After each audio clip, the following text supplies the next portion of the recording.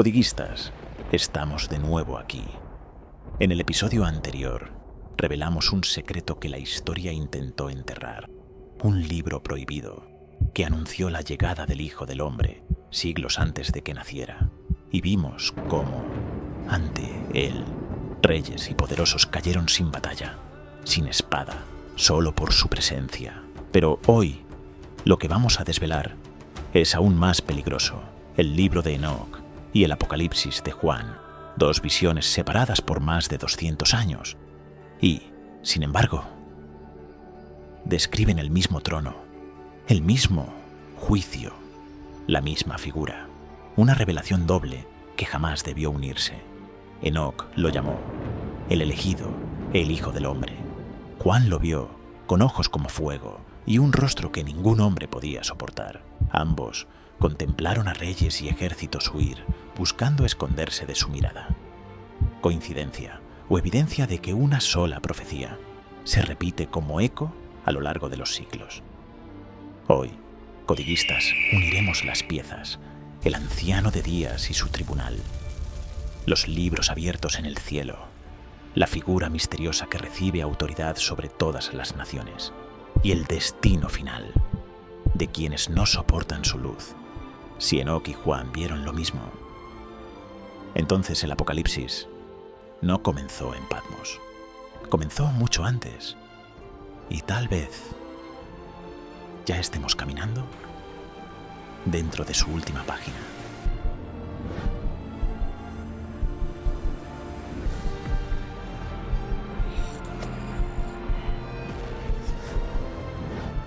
Ya hemos hablado antes del enigmático libro de Enoc, del hombre que caminó con Dios y fue arrebatado sin conocer la muerte.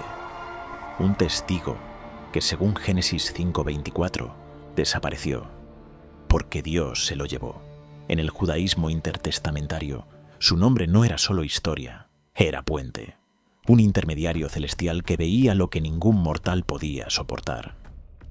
Entre sus visiones, un registro prohibido, la rebelión de los vigilantes, el juicio de las naciones y el retrato de una figura mesiánica siglos antes de que el mundo la conociera. Existen varios escritos atribuidos a él, pero solo uno guarda el mapa más completo. Uno, Enoc. Un compendio que, aunque no está en la Biblia actual, fue citado, respetado y temido. Y aunque ya hemos profundizado en cada uno de sus misterios en otros episodios que encontrarás en la descripción, hoy solo necesitamos recordar una cosa. Este libro no es un eco del Apocalipsis. Tal vez fue su primera versión. Y para entenderlo, debemos comenzar donde todo se fracturó, con los vigilantes y la rebelión que cambió el cielo para siempre. Primer enlace, los vigilantes y la rebelión celestial. Codiguistas, ya hemos hablado antes de los vigilantes, esos ángeles caídos que, según el libro de Enoc, descendieron a la tierra, tomaron esposas humanas y enseñaron secretos prohibidos, guerra, metalurgia, magia, astrología, conocimientos que alteraron el rumbo de la humanidad. Su corrupción no fue solo física, sino espiritual. En videos anteriores exploramos sus nombres, sus crímenes y su castigo, cadenas de oscuridad hasta el día del juicio. Por eso, si quieren los detalles profundos, los tienen aquí en el canal. Hoy, lo que nos interesa es la pieza que conecta con nuestro tema central, porque en Enoc, la rebelión y el juicio de los vigilantes ocurren mucho antes del fin del mundo. Sin embargo, en Apocalipsis 12, la guerra en el cielo, la expulsión del dragón y sus ángeles, se presenta en el momento más álgido de la historia. Y aquí surge la pregunta clave. Codiguistas, ¿es la misma batalla contada desde dos épocas distintas? ¿O fueron dos rebeliones diferentes, una al inicio de la historia humana y otra en su cierre definitivo? Pero sea cual sea la respuesta, ambos relatos tienen algo en común. Después de la rebelión, aparece un personaje central, un juez que no teme a los poderosos, una figura que no pertenece ni a los cielos caídos ni a la tierra corrupta, sino a un reino eterno. En Enoc lo llaman el Hijo del Hombre. En Apocalipsis lo conocemos como Cristo glorificado, y lo que estos dos textos dicen sobre él es demasiado similar para ser casualidad. Pero si queremos llegar al trasfondo, codiguistas, debemos entender que esta primera pieza es la que nos abre la puerta. Enoc nos muestra que antes de cualquier juicio final, hubo una rebelión que cambió para siempre la relación entre el cielo y la tierra. Ángeles que traicionaron su propósito, humanidad que adoptó sus secretos y un Dios que decidió actuar. No estamos hablando de una simple historia antigua. Aquí se define el patrón de toda guerra espiritual. Primero, la caída de los poderosos. Luego, la preparación del escenario para que aparezca la figura que pondrá todo en orden. Porque, según Enoc, después de la condena de los vigilantes, surge un personaje que no pertenece al mundo corrupto ni al cielo rebelde, sino a un reino eterno. Lo llaman el Hijo del Hombre. Y en Apocalipsis, Juan lo describe con los mismos rasgos, la misma autoridad y el mismo poder para juzgar. Así que, codiguistas, esta primera pieza no es un episodio aislado, es la base sobre la que se construye la visión más impactante del fin. Y ahora, vamos a ver quién es realmente esa figura. El Hijo del Hombre, una figura mesiánica antes de Cristo. Codiguistas. Como en la pieza anterior, en uno de nuestros últimos videos hablamos a fondo sobre el Hijo del Hombre. Pero no puedo asumir que todos lo hayan visto, y esta pieza es demasiado importante como para pasarla por alto. Enoc lo presenta como juez universal, como aquel que existía antes de que existiera el mundo, oculto en la presencia del Altísimo hasta el momento del juicio. Lo describe con títulos y atributos que siglos después el apóstol Juan usaría en Apocalipsis para hablar de Cristo glorificado. Ojos como llama de fuego, voz como el estruendo de muchas aguas, rostro que brilla como el sol. Lo más impactante es la fecha, el pasaje de Enoc donde aparece esta figura. Sobre todo en las parábolas, se escribió entre el 200 y el 100 a.C., mucho antes de que Jesús naciera. Esto abre dos hipótesis. Profecía directa. Enoc, arrebatado y testigo de misterios celestiales, vio al Mesías siglos antes. Conexión de tradición. Juan conocía y retomó estas visiones antiguas para describir lo que vio en Patmos. Sea cual sea la respuesta, codiguistas, el patrón es claro. Y si su aparición es inevitable, ¿cómo quedará registrado el veredicto? Para entenderlo, tenemos que abrir el siguiente archivo del cielo. El libro del juicio, archivos celestiales. Enoc contempla los libros del cielo abiertos delante del trono del anciano de días. No son simples pergaminos, sino registros vivientes donde cada acto humano, cada palabra pronunciada e incluso las intenciones del corazón están guardadas como testimonio eterno. Enoc dice que estos libros fueron escritos por los escribas celestiales, figuras que aparecen también en otras tradiciones judías, conocidas como ángeles registradores o Malak Hamashmidim, encargados de documentar los hechos para el juicio final. Y este concepto no está aislado. Daniel 7:10 describe que, en presencia del trono de Dios, los libros fueron abiertos. Malaquías 3:16 habla del Enlil, libro de memoria, donde se anotan los nombres de quienes temen a Dios. Y siglos después, en Apocalipsis 20:12, Juan ve la misma escena. Los muertos fueron juzgados, según lo que estaba escrito en los libros, conforme a sus obras. Incluso en textos apócrifos como 2 Baruch, capítulo 24 y el libro de los jubileos, encontramos la misma figura de registros celestiales, lo que demuestra que esta idea estaba profundamente arraigada en la mentalidad judía y apocalíptica del período intertestamentario.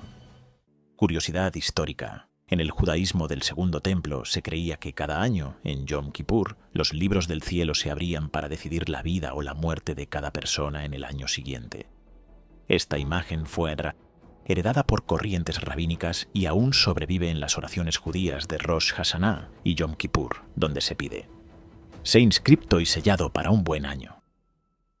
Pero en Enoc y en Apocalipsis, codiguistas, no se trata de un juicio anual, sino del registro final e inmutable de toda la historia humana. Y aquí surge una pregunta directa y perturbadora. Si ese archivo es perfecto e incorruptible, ¿es posible cambiar lo que ya está escrito? ¿O nuestras obras ya han sellado nuestro destino eterno? Para responderlo, debemos seguir a Enoc más allá de los libros. hacia un calendario profético que revela cuándo se abrirán. Un conteo preciso, casi matemático, que nos conduce a la siguiente pieza del rompecabezas. La profecía de los días contados. El reloj invisible del fin. Codiguistas, en el libro de Enoc, específicamente en los capítulos 93 y 91, conocidos como la Apocalipsis de las semanas, encontramos algo extraordinario.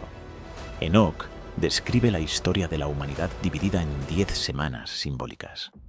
No son semanas literales de 7 días, sino eras enteras, cada una marcada por una fase clave en el plan divino.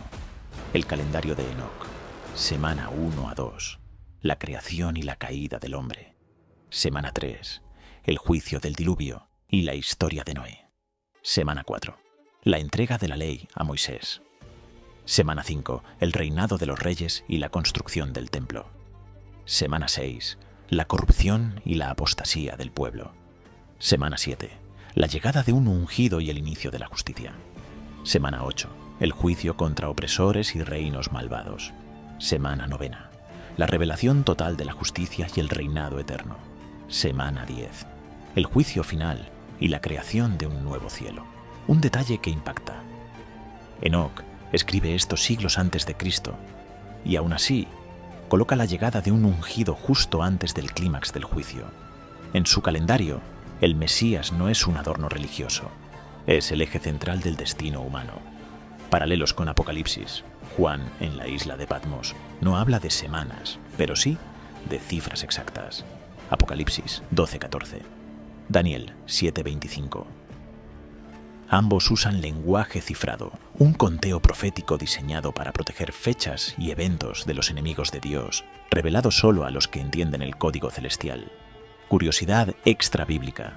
En tradiciones judías apocalípticas, el tiempo del mundo estaba fijado en 7000 años.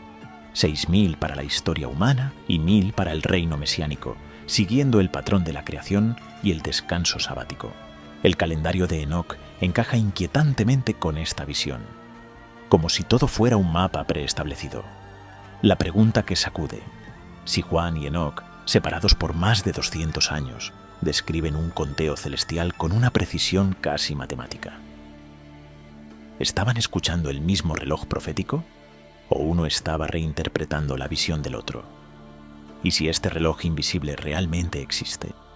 Su última campanada nos lleva directo a un punto donde las visiones de Enoc y Apocalipsis parecen reflejarse en un espejo, pero cada una narrando un final distinto. Ese será nuestro siguiente paso: los dos caminos del fin. Los dos caminos del fin. El espejo roto del Apocalipsis.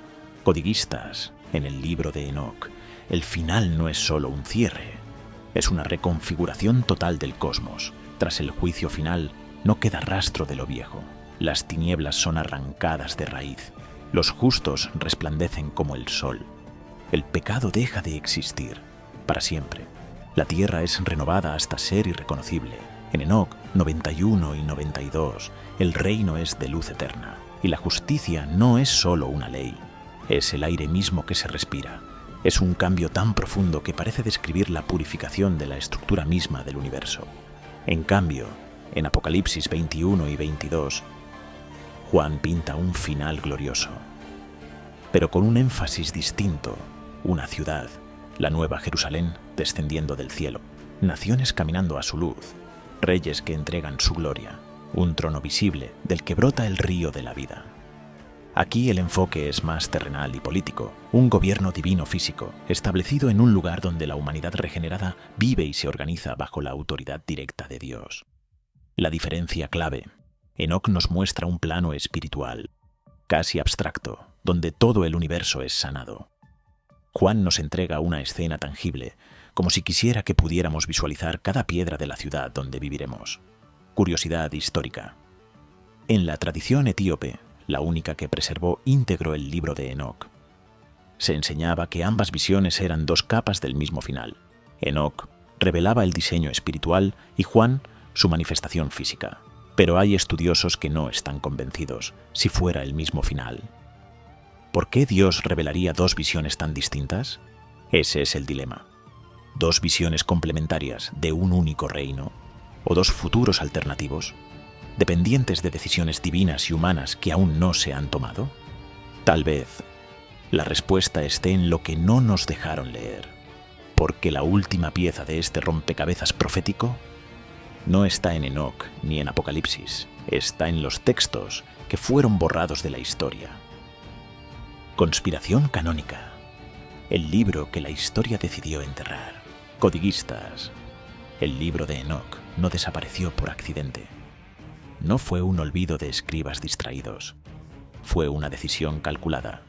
Razón 1. Contenido demasiado explícito. Enoc revela con detalle la estructura del cielo, las jerarquías angelicales, los nombres de los caídos y sus condenas. Conocimiento que, según corrientes rabínicas, podía provocar fascinación peligrosa, o incluso intentos de invocar fuerzas que debían permanecer selladas. Razón 2. Un espejo incómodo para la fe cristiana primitiva. Siglos antes de Jesús, Enoc presenta a un hijo del hombre preexistente, glorioso, juez del mundo.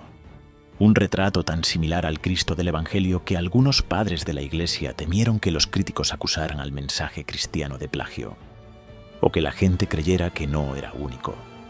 Razón 3. Arma de movimientos apocalípticos. En el siglo I, grupos radicales usaban pasajes de Enoc para encender rebeliones contra Roma, convencidos de que vivían el fin de los tiempos.